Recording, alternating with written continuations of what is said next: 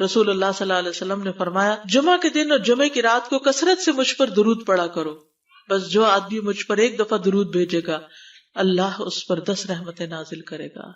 اللہم صلی علی محمد۔ رسول اللہ صلی اللہ علیہ وسلم نے فرمایا تمہارے افضل دنوں میں سے جمعے کا دن ہے، اسی دن آدم علیہ السلام پیدا کیے گئے، اسی دن ان کی روح قبض کی گئی، اسی دن سور پھونکا جائے گا، اور اس دن سب لوگ بے ہوش ہوں گے، اس لیے اس دن مجھ پر کثرت سے درود بھیجا کرو کیونکہ تمہارا درود مجھ پر پیش کیا جاتا ہے۔ کہتے ہیں لوگوں نے پوچھا یا رسول اللہ ہمارا درود آپ پر کس طرح پیش کیا جائے گا جبکہ آپ کا جسم بوسیدہ ہو چکا ہوگا؟ تو آپ نے فرمایا بے شک اللہ عز و جل نے انبیاء کے جسموں کو زمین پر حرام کر دیا ہے، یعنی فرشتوں کے ذریعے آپ تک درود پہنچایا جاتا ہے۔ انبیاء کے جسموں کو مٹی نہیں کھاتی، صحیح سلامت ہوتے ہیں ان کے جسم۔ سورۃ الکہف پڑھنا، نبی صلی اللہ علیہ وسلم نے فرمایا جو شخص جمعہ کے دن سورۃ الکہف پڑھتا ہے تو اس کے لیے دوسرے جمعے تک نور روشن رہتا ہے۔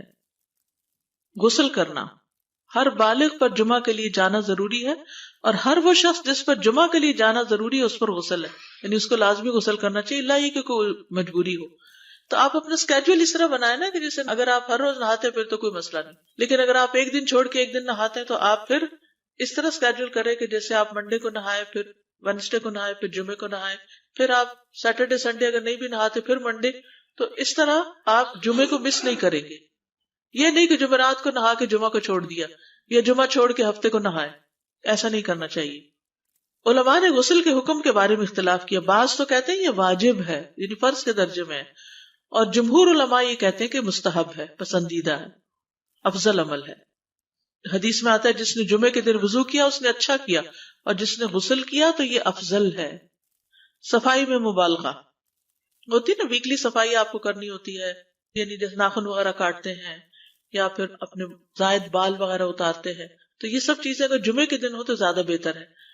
نبی صلی اللہ علیہ وسلم نے فرمایا جو شخص جمعے کے دن اچھی طرح غسل کرے، اچھی طرح سنوار کر وضو کرے، اپنے بہترین لباس میں سے پہنے، یعنی جمعے کے دن باقی دنوں کی نسبت اچھا لباس پہنے، اللہ نے اس کی قسمت میں گھر والوں کی جو خوشبو لکھی ہو وہ لگا لے، یعنی گھر میں جو بھی خوشبو ہے، پھر جمعہ پڑھنے آئے تو لغو کام نہ کرے، 2 آدمیوں کے درمیان جدائی نہ کرے، یعنی 2 لوگ بیٹھے ان کے بیچ میں گھس کے بیٹھ جائے۔ اس جمعے اور دوسرے جمعے کے درمیان کے پورے ہفتے کے گناہ معاف کر دیے جاتے ہیں۔ پھر مسواک کرنا، جمعے کی سنتیں بتاتے ہوئے آپ نے فرمایا اور تم پر مسواک کرنا لازم ہے۔ اچھا لباس پہننا، نبی صلی اللہ علیہ وسلم نے فرمایا اگر ممکن ہو تو جمعہ کے لیے اپنے کام کاج کے کپڑوں کے علاوہ 2 کپڑے اور بنا رکھنے میں کیا حرج ہے، اسپیشل ڈریس رکھے جو جمعے کو ہی پہن لے۔ خوشبو لگانا، یعنی خوشبو لگائے، حدیث میں آتا ہے چاہے وہ عورت کی خوشبو سے ہو، یعنی آپ کی اپنی نہیں، بیوی کی خوشبو پڑی ہو وہی لگا لو، لیکن لگاؤ۔ تیل لگانا، جو شخص جمعہ کے دن غسل کرے اور جس قدر ممکن ہو پاکیزگی حاصل کرے اور اپنے تیل میں سے تیل لگائے یا اپنے گھر کی خوشبو میں سے خوشبو لگائے، پھر نکلے کہ 2 آدمیوں کے درمیان تفریق نہ کرے، جتنی مقدرہ نماز پڑھ لے، اور جب امام بات کرے تو خاموش رہے، اس جمعے سے لے کر دوسرے جمعے تک اس کے گناہ بخش دیے جاتے ہیں۔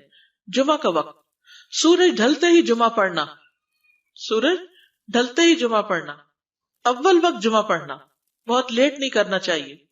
ایاس بن سلمہ بن عقبہ اپنے والد سے روایت کرتے ہیں، انہوں نے کہا کہ ہم رسول اللہ صلی اللہ علیہ وسلم کے ساتھ جمعے کی نماز پڑھ کر واپس لوٹتے تھے تو دیواروں کا سایہ اتنا نہیں ہوتا تھا کہ ان سے اپنے آپ کو سایہ مہیا کیا جا سکے، یعنی ابھی سورج بہت تھوڑا ڈھلا ہوتا تھا۔ ہاں، گرمی کی شدت میں تاخیر کی اجازت ہے۔ مسجد میں داخلہ، مسجد کی طرف جلدی نکلنا، تحیت المسجد ادا کرنا۔ عمر بن دینار کہتے ہیں انہوں نے جابر رضی اللہ عنہ کو کہتے ہوئے سنا کہ ایک شخص جمعہ کے دن مسجد میں داخل ہوا اس حال میں کہ نبی صلی اللہ علیہ وسلم خطبہ دے رہے تھے، تو آپ نے فرمایا کیا تم نے نماز پڑھی؟ اس نے کہا نہیں، تو آپ نے فرمایا کھڑے ہو 2 رکعتیں پڑھو۔ اب یہ بڑا اہم مسئلہ ہے، مسجد میں داخل ہو چاہے خطبہ ہو رہا ہو 2 رکعت پڑھے بغیر نہ بیٹھو، ٹھیک ہے؟ اور یہ کیا ہے؟ دراصل تحیت المسجد، یہ جمعے کی سنتیں نہیں ہیں، یہ کیا ہے؟ تحیت المسجد ہے، اور مختصر پڑھی جائیں، یعنی امام جب خطبہ دے رہا ہو تو چاہیے کہ 2 رکعتیں پڑھے اور دونوں میں اختصار کرے۔ نماز سے قبل حلقہ بنانے کی ممانعت، مثلا آپ جلدی چلے گئے تو یہ نہیں کہ ایک گروپ بنا کے آپس میں گپ شپ شروع کر دیں، نہیں، سیدھے ہی لائنوں میں بیٹھیے۔ انتظار کا وقت کیسے گزاریں گے؟ نفل پڑھ کے بیٹھ گئے، ذکر اذکار کریں، قبلے کی طرف رخ کر کے لائنوں میں بیٹھیں، حلقہ نہیں بنائیں، بیٹھ کے خرید و فروخت نہیں کریں، تاخیر سے آنے پہ گردنیں پھلانگ کے نہ آگے جائیں۔ رسول اللہ صلی اللہ علیہ وسلم نے فرمایا ٹیک لگا کے مت کھاؤ، یہ عام ایک ادب بتایا، یعنی اس طرح ٹیک لگا کے نہیں کھاؤ، کھانے کے وقت سیدھے ہو جاؤ۔ چھنے ہوئے آٹے کی روٹی نہ کھاؤ، میدا۔ مسجد میں کوئی جگہ مقرر نہ کرو کہ یہ میری جگہ ہے، آپ کیوں آج یہاں کھڑی ہو گئی، کہ تم اسی میں ہی نماز پڑھو۔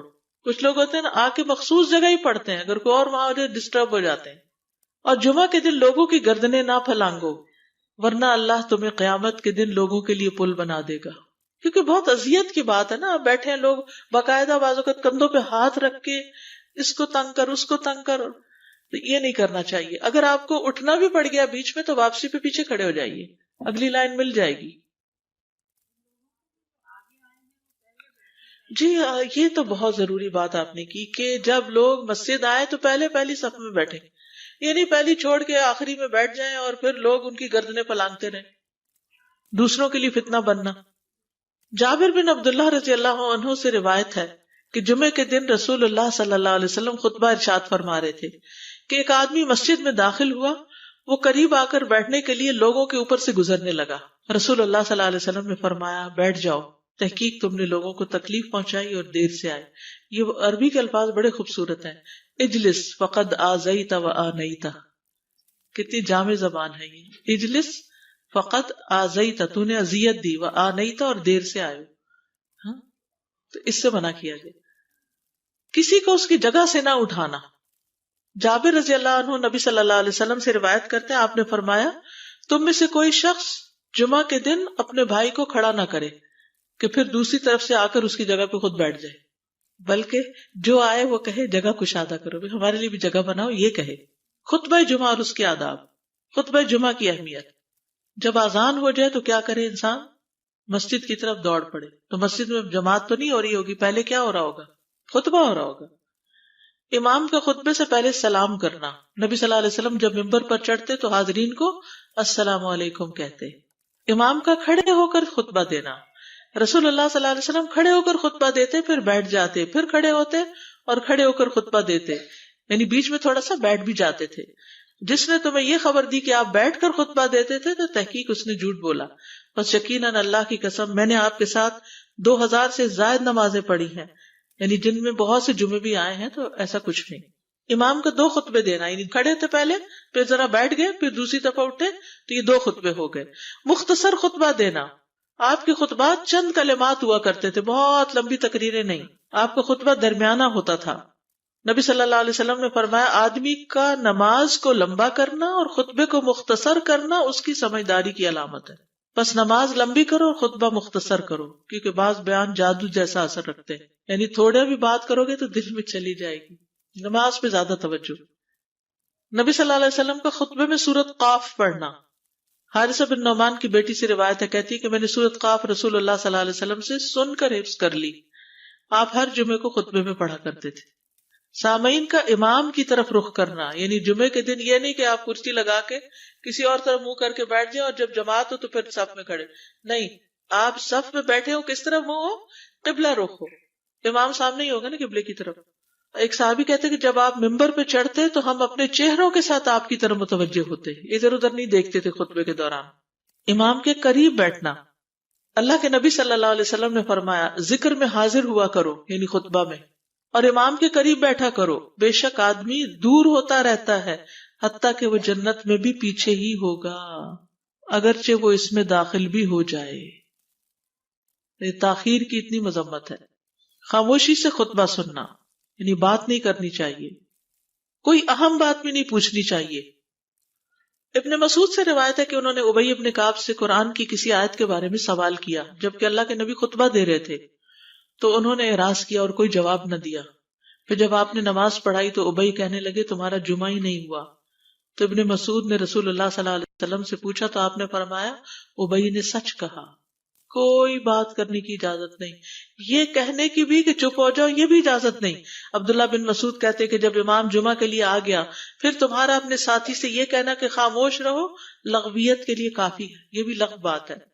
کوئی لغو حرکت نہ کرنا، کنکریوں سے نہ کھیلنا، فون سے نہیں کھیلنا، میسیجز چیک نہیں کرنا، انگلیوں میں انگلیاں ڈال کے پٹاخے نہیں بجانا، گوٹ مار کے نہیں بیٹھنا. گوٹ مار کے کیسے بیٹھتے ہیں؟ گھٹنے اوپر کر کے اور یوں ایسے گھٹنوں کے گرد ہاتھ ڈال کے. کئی دفعہ ایسے نظر آتا ہے کہ خطبے میں لوگ اس طرح بیٹھے ہوتے ہیں کیونکہ پتہ نہیں ہے. یعنی آپ چوکڑی مار سکتے ہیں. آپ سب سے افضل پوزیشن تو یہ ہے کہ جیسے نماز کے اتحیات میں ہم بیٹھتے ہیں، لیکن کچھ لوگ اس طرح بیٹھ نہیں سکتے، چلے کرسی میں بیٹھ جائیں. اگر کرسی نہیں ہے، نیچے بیٹھے ہیں، تو چوکڑی مار کے بیٹھ جائیں، مگر ٹانگیں اس طرح پیٹ کے ساتھ لگا کے گھٹنوں پہ ہاتھ کو بل دے کے اس طرح نہیں بیٹھے.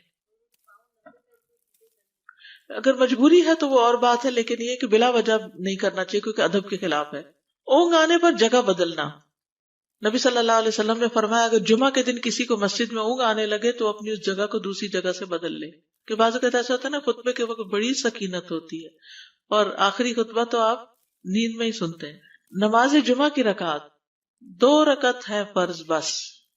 جمعہ کی نماز 2 رکعتیں ہیں اور ان دونوں میں قرات ہوتی ہے. نبی صلی اللہ علیہ وسلم جمعے میں سب اسم ربک الاعلی اور حل اتاک حدیث الغاشیہ پڑھتے. کبھی جمعہ اور عید کٹھے ہو جاتے تب بھی دونوں نمازوں میں یہی سورت پڑھتے تھے. ٹھیک ہے. اسی طرح صبح کی نماز میں جمعے کے دن الف لام میم التنزیل اور حل اتی علی الانسان کی قرات کرتے اور نماز جمعہ میں سورۃ الجمعہ اور منافقین کی تلاوت کرتے. یعنی یہ بھی ملتا ہے. فرض کے بعد 2 رکعت پڑھنا.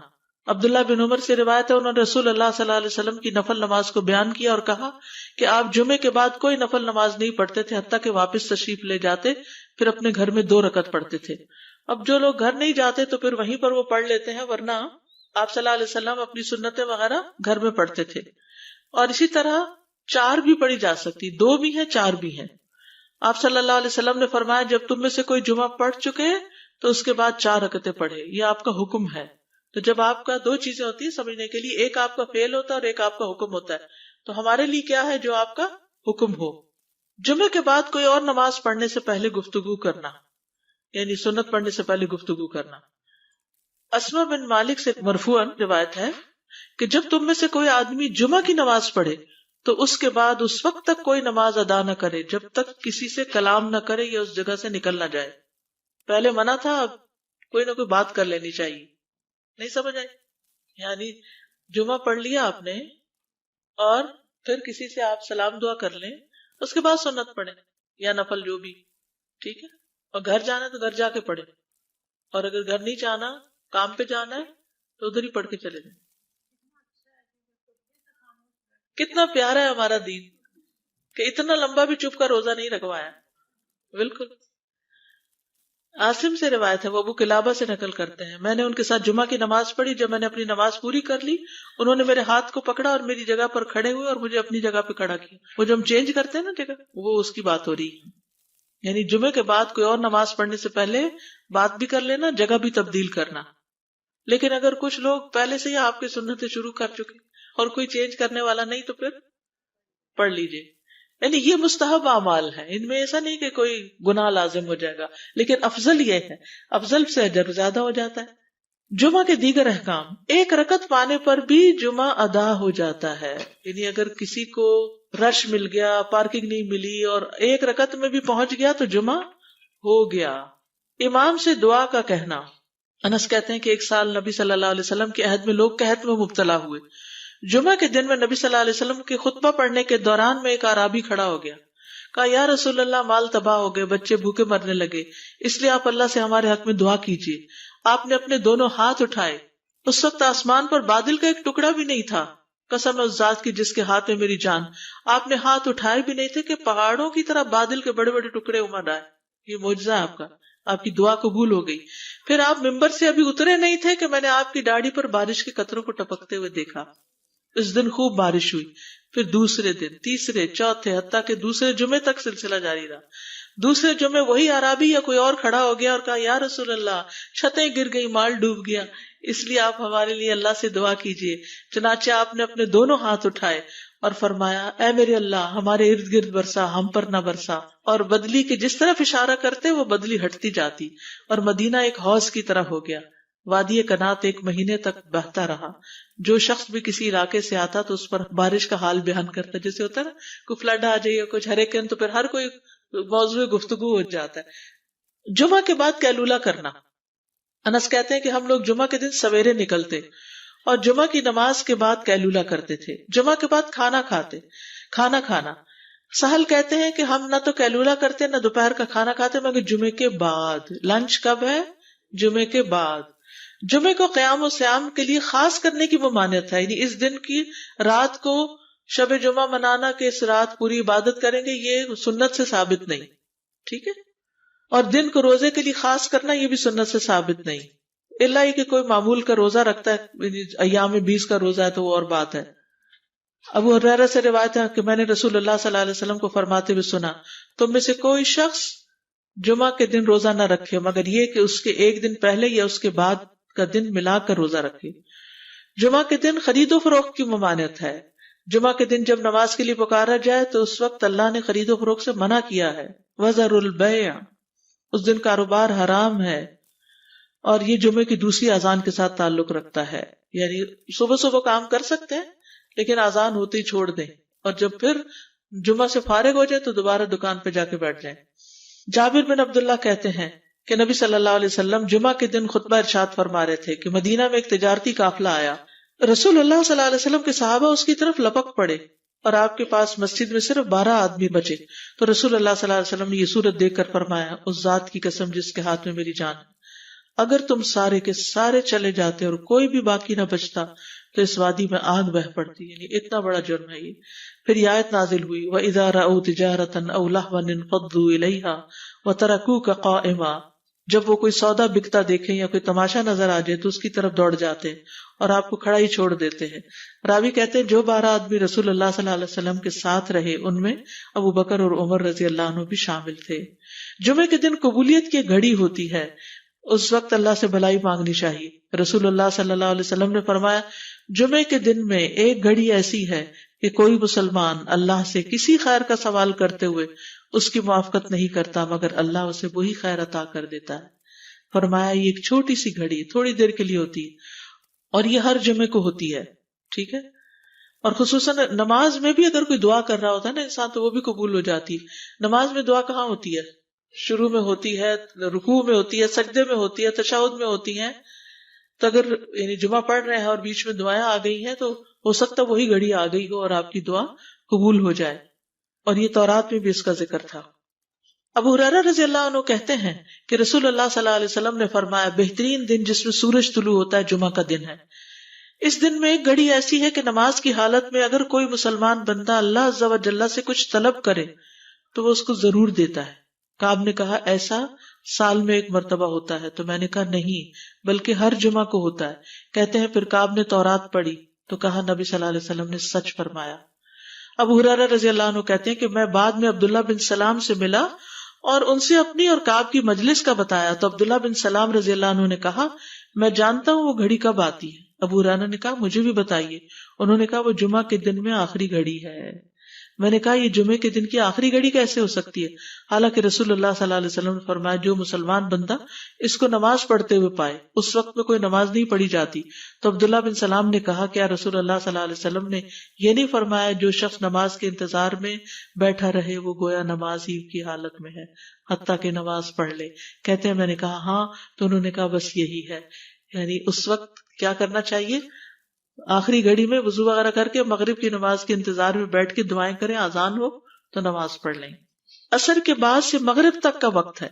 انس بن مالک سے روایت ہے کہ نبی صلی اللہ علیہ وسلم نے فرمایا جمعہ کے دن اس گھڑی کو جس میں دعا کی قبولیت کی امید کی جاتی ہے عصر سے لے کر سورج ڈوبنے تک کے درمیان تلاش کرو اور دن کی آخری گھڑی ہے. تو اللہ سبحانہ وتعالی ہمیں اس دن کی برکتوں سے فائدہ اٹھانے کی توفیق عطا فرمائے.